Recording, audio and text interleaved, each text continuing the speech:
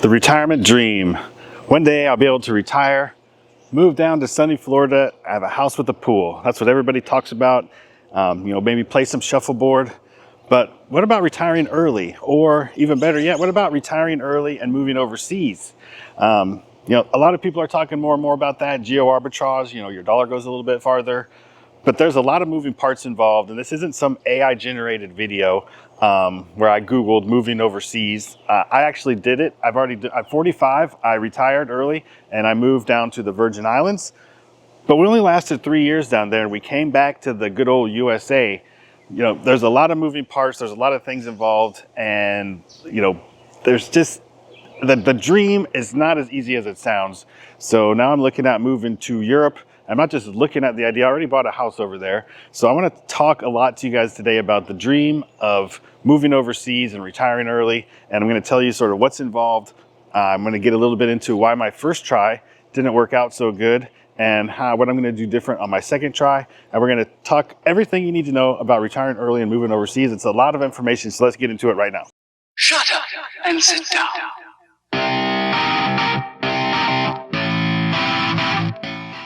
Just in case you're new here, this is the Retirement Mentality channel. It's a place where I want to change your mentality about retirement.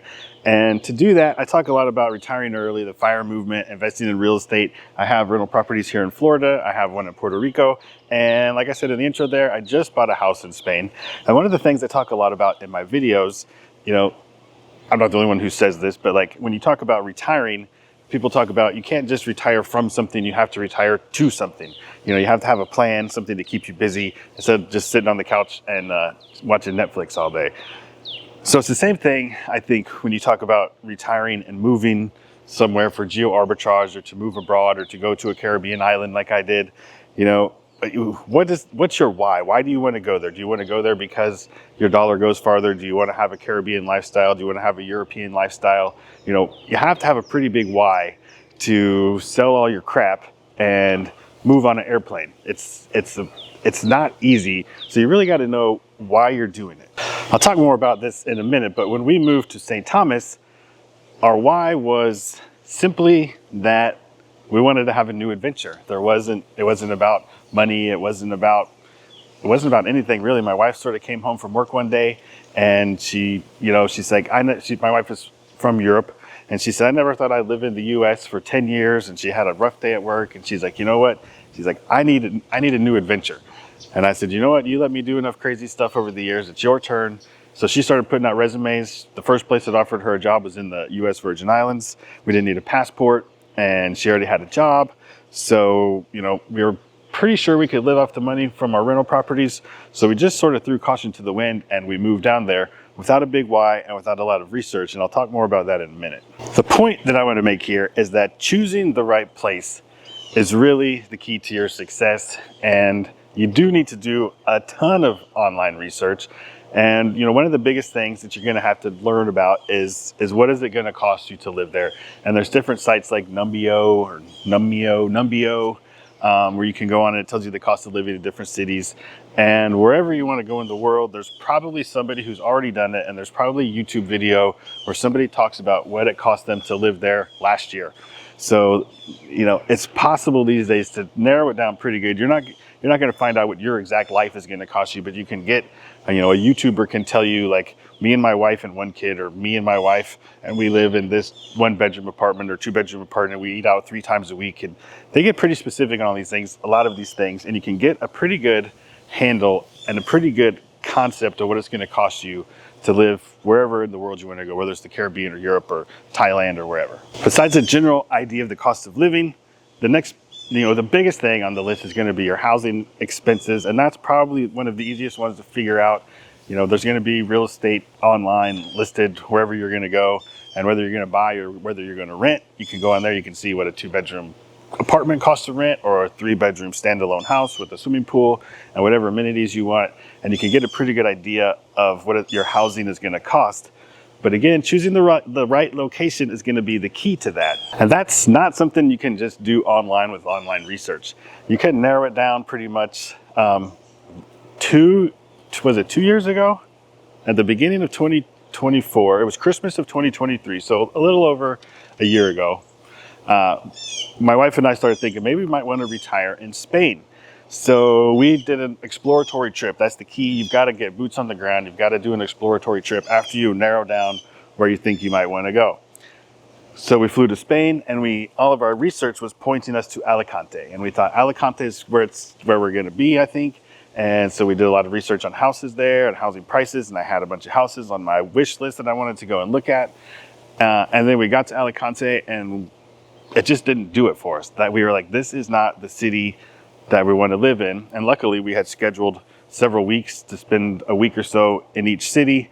And I'm a firm believer when you go somewhere, either you feel it or you don't, and it feels like home, or you get the right vibe or you don't. And we got to Alicante, and it wasn't giving us that we came home vibe. So we worked our way down the coast to a couple other cities that we were going to work, and one of them we got to, our second choice. We went there, and it was a little bit farther inland than it felt like it was going to be from looking at the map, and it was smaller than we thought it was going to be. And we were just like, we just got in the car and left. We didn't need to spend the night there. We just went to the next place until we finally found a town that had the right vibe and the right size and the right beach vibe. And so we were going to just be on the Mediterranean down there in the south of Spain. So the main thing is do all the online research you want, but then you got to do an exploratory trip and go and be in the place and rent an Airbnb. Don't just stay in a hotel. Spend a week or so there. Go to the grocery stores, go to the bars, go out, meet some people, try to talk to some people, and see what it's going to feel like to actually live in that place for at least a week or so. So you're making a big decision. So you don't want to make the wrong one. You don't want to have to come back or move again, because especially if you're planning to buy something, you can't just buy and sell properties in some of these other countries as easy as you can here. And there's taxes and costs involved, and there's a whole thing going on. So you really got to spend some time to make sure you're going to pick the right place. Another big consideration, which could be more expensive, it could be less expensive. You could have to pay for multiple levels of this depending on where you're going or what kind of visa you're going to be on. That's healthcare. Like for instance, in Spain, if you're going to go on a digital nomad visa, you have to get 1 year of private health coverage, and you have to pay for 1 year up front. So a lot of people might think, oh, I'm going to Europe, I'm going to Spain, they have free healthcare, and they might just exclude that from their budget line item.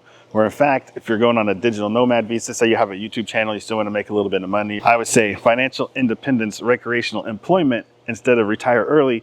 Because even though we might retire from the job, you might want to have a little bit of income coming in. You might want to do some consulting. So you can't go to Spain on a non-lucrative visa, which means you can't work, which is what most retired people go on. You might go on a digital nomad visa, which means you have to have private health coverage.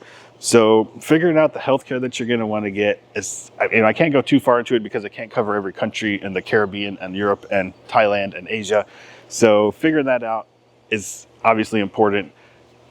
But you've got to do the legwork to find out if you're going to have private or public healthcare, and what that's going to cost. And it might not be as bad as you think. Like for instance, in Spain, 1 year of upfront private health coverage is about $3,000, and that's for two people. That would be for a couple. So if you're coming from somewhere like the U.S. and you're paying $500 or $600 a month per person, it might not be that big of a hit to the budget. But you got to understand what it is, especially if you're retiring from a W-2 job and you've never had to pay for health insurance before. It might take a little bit more legwork than you might think. The other big one is obviously taxes. And as I mentioned before, the visa, how you're going to get to that country. But the taxes, depending on where you're going to go, Spain is not a great country for taxes. And so that's one of the big considerations that we're still working through before we decide to become tax residents there. Somewhere like Italy and Greece right now have a deal going where you can get like 7% taxes for the first 7 years. And somewhere like Panama has very low tax rates, very easy to get residency there. And they offer a lot of incentives, like they give you if you are going as a retired person, you qualify for the income requirements to be retired. You get a card that gives you like 50% off movies and 30% off your electrical bill and 20% off hotels and 30% off concerts and all kinds of crazy stuff, because they want to have more people moving there to have a little bit bigger tax base. Even though their taxes are lower, they know that retirees are going to spend money and they're not going to be a big drain on the economy. Okay, aside from the money aspects of things, the biggest part of this whole thing is probably moving and the logistics of moving. And this is where a lot of the dreams to move overseas, this is where they come to die. Because, all of the moving parts of this, I'm not even going to get into, do you have parents who are getting older that might need care. You might feel guilty about leaving older parents behind, or leaving kids behind who maybe are in college or just out of college or starting families, and maybe there's grandkids, maybe there's not. I'm not going to get into all the feelings of family and guilt and all those friends and everything else that you're going to leave behind, but just the moving and the logistics, starting with, are you going to sell your house? Are you going to keep your house? Is it going to be empty? Are you going to rent it out? Are you going to rent it short term? Are you going to rent it long term? And then that's going to decide if you're going to rent something where you're going, or are you going to buy something where you're going. All those decisions are huge decisions to make as well. But what are you going to take with you? Are you going to sell all your stuff? Are you going to sell your cars? Are you going to get a storage unit? Are you going to try to put stuff in your kid's house, your parents' house? All your stuff has to be dealt with, all of your memories or memorabilia, your yearbooks, your diplomas, whatever things that you think are important to you, family photos, your teddy bear, your boo-boo blanket from when you were a little kid. All those memories have to either put in a box and put in a storage unit, or put in a garage sale, or put in a shipping container and shipped to your new location, which costs more money. So dealing with the stuff is the first big step. You got to get over that hurdle. I told you we didn't do a lot of research when we moved to St. Thomas. But what we did do was we looked online. I looked to see what a single family house cost, and I looked to see what condos cost and what they cost to buy and what they cost to rent. And, we thought we maybe could afford a single family house, because housing in the Virgin Islands is a lot more expensive than it was here in Florida at the time.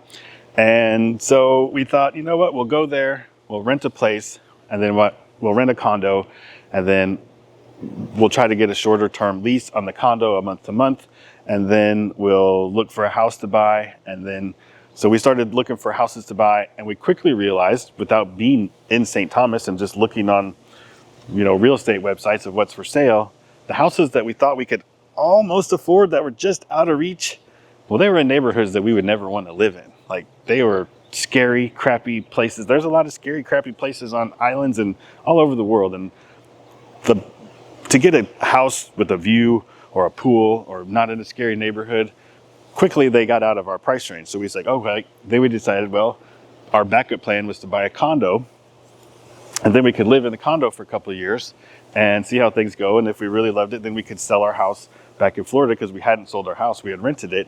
And then we could sell the house in Florida and use that to buy a house in St. Thomas. But what we didn't realize, the research of looking online without talking to people, without having boots on the ground, we didn't realize that 99% of the condos in St. Thomas didn't qualify for financing. So you had to pay cash for them. And then after you paid $400,000 cash for a condo, then the HOA fees were like $1,600 a month, because the insurance was so expensive there. The insurance on a single family home was going to run like $12,000 a year, $15,000 a year. So those were things that we didn't realize from our little bit of online research that we did. I probably should have talked about where I talked about housing, but that's all part of this whole logistics things about, are you buying, are you renting, and when we moved over there to move our stuff, we moved with, I think, 2 or 3 suitcases each on the plane. And then we shipped our cars on a boat that took our cars, but you're not allowed to put anything in your cars, which we didn't anticipate. So then we had to we shipped 1 pallet, which was 4 feet by 4 feet by 4 feet. And that's how we got our stuff there. And we sold a bunch of our stuff before we left, and we kept some stuff in our house that we rented. So all of those logistics are things that just are getting more difficult. If you're going to sell your house, and then you're putting your stuff into storage, and then you've got to get yourself to the next country that you're moving to. So you might have to rent an Airbnb for a little bit before the plane tickets and the shipping of cars or shipping containers, whatever your shipping might work out. And then on the other end, if you're going to buy a house, you're going to have to get an Airbnb for a little bit, probably till you find something to buy. And it might take you 30 days to close, depending on what country you're moving to. Or you might have to get an Airbnb to look for a rental. So there's a lot of little tiny steps in there of, where am I going to live? Where's my stuff going to be? Where's my car going to be? Am I going to buy a car? Am I going to rent a car? There's 1,000 moving parts in there. And I know a lot of people watch the YouTube videos of wherever they think they're going to go, Estonia or Malta or Paris or wherever.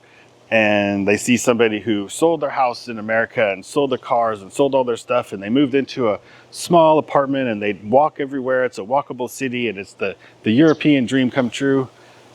But the truth is, a lot of people can't adapt to that. It's hard to sell a 3,500 square foot house and move into a 1,000 square foot flat in downtown Paris and ride the bus every day after you used to drive in your Ford F-150 everywhere. It's a big adjustment. When we went to St. Thomas, we realized we were not condo people.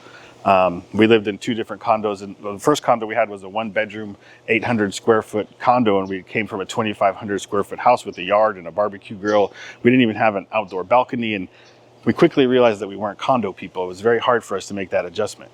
Living in a walkable city sounds very romantic and beautiful, to be in Paris or Rome and walk to the little market every day to buy bread and a loaf of bread and your fresh vegetables. But the reason you have to go to the market every day is because your refrigerator's this big and you don't have an oven, and going to the market every day is rain or shine or snow or bad weather or you don't feel good or whatever. You still got to go out there and do that because your little tiny refrigerator it's not a big old American style like they like to call them over there. So, all these romantic ideas sometimes are different in real life, and they're different after 6 months or 2 years or 5 years than they are when you're on vacation. The language and the culture, that's one of the main reasons that you like the culture of this new place, especially for Europe. But the culture is a big draw. For the Caribbean, it's the Caribbean lifestyle probably more than the culture. But your high school French or your high school Spanish you might have taken 30 years ago, if you're retiring at 50 and you're in high school at 20 or college, may not cut it. I watch a lot of these YouTube videos where these people retire early and they're full-time travelers, and they go to they're in Germany one week and they're in Thailand the next week and they're in Bulgaria the next week, and they never talk about having language problems. But all they're doing is checking into a hotel room and getting a bite to eat at a restaurant where they're used to dealing with foreigners. They're not trying to get their power turned on at the power company in a small village in Italy where nobody speaks anything but Italian. And they're not dealing with the problem with their water bill or trying to get the license plate for their car. All these things require a better understanding of the language, and you're going to have to probably get translators and people to help with a lot of these things if you're not like seriously fluent in the language of where you're going. And going to a new culture where they do a siesta, like Spain, it seems like such a glorious idea. You have a big lunch and drink a couple glasses of wine, and then you go lay down and take a nap for a couple hours. It's great when you're on vacation, but when you live there and you're trying to run errands and go to the bank or pick up your dry cleaning or whatever it is you're trying to do, and everything closes from 2 o'clock till 5 o'clock, it can be a little bit annoying when you're used to getting things done and working on an American schedule. And I know a big part of this is to slow down and live the culture and live the pura vida if you're in Costa Rica or whatever place you're going to. But the island time when I was down in the islands was a hard thing to adapt to, especially if you do want to run some kind of a business or work a little bit. It can be very challenging and difficult to try to get things done, and people don't return your calls or your emails for days or weeks at a time. And when we were house shopping, the realtors were great when we were in person working with them, but they were not so great at returning emails and phone calls. And we were on a very short window of time to buy a house, and it was my brain almost exploded. So those things are hard to adapt to, and it's the culture. So it's a two-edged sword. Like, you want to have the slow lifestyle and the 3-hour lunch, but then you also want to get stuff done, and you got to find a balance in there of how to deal with both sides of that coin. And the last step is finally you're there, you're settled in, you found your groove, you're trying to get a friend base, and you're trying to live that dream of the life that this dream takes a long time. Like, we've been, when we moved down to St. Thomas, it happened like this. We decided to do it and we did it, but it only lasted for 3 years because we didn't put the time into researching as much as we wanted to. And ultimately, the reason that we left, it boiled down to things were so expensive there, and the pain in the ass factor of the bureaucracy and the power going out and all the other things. We just felt like we weren't getting what we were paying for. When things are a bigger pain in the ass, I called it, and a lot of places I called the scenery tax. It was very beautiful there, but we didn't feel like it was worth the cost that we were paying there. So that's why we came back to Florida, and that's why we're looking at leaving Florida. There's some things here about, you got to go a long ways to get a change of scenery. And, if I want to go to the mountains, I got to get on a plane pretty much. So you got to put a balance between where you want to be. My wife always says it's the space and the place. You got to like the house. You got to like where the house is located. That's what she kept saying when we were house shopping. So, to live the dream, you got to have all these components. You got to have the budget that you can deal with. You got to have the house that you can live in. It can't be too big or too small. The walkability. Do I have a car? Do I don't? There's a lot of things involved in really living the dream. And the more homework you can do, like watching videos like this, the better off you're going to be. If you've thought about moving to another country, whether let me know down in the comments below. Is it because of geo arbitrage, so your money goes farther, for a different change of life, for a different pace, for a different scenery? If you're thinking about, if you're watching this video and you're still watching at this point, there's a reason why you're thinking about doing it. Leave me a comment down below. I like to see, why people would go through all this pain and heartache to get to a new exciting life in a new country. So I hope you found something helpful in this. If you did, please give me a thumbs up, leave me a comment down below, and subscribe to the channel if you want to see more content like this. We're going to dig in deeper in my house in Europe and what we're going to do over there. So that stuff is coming soon. Thanks for watching.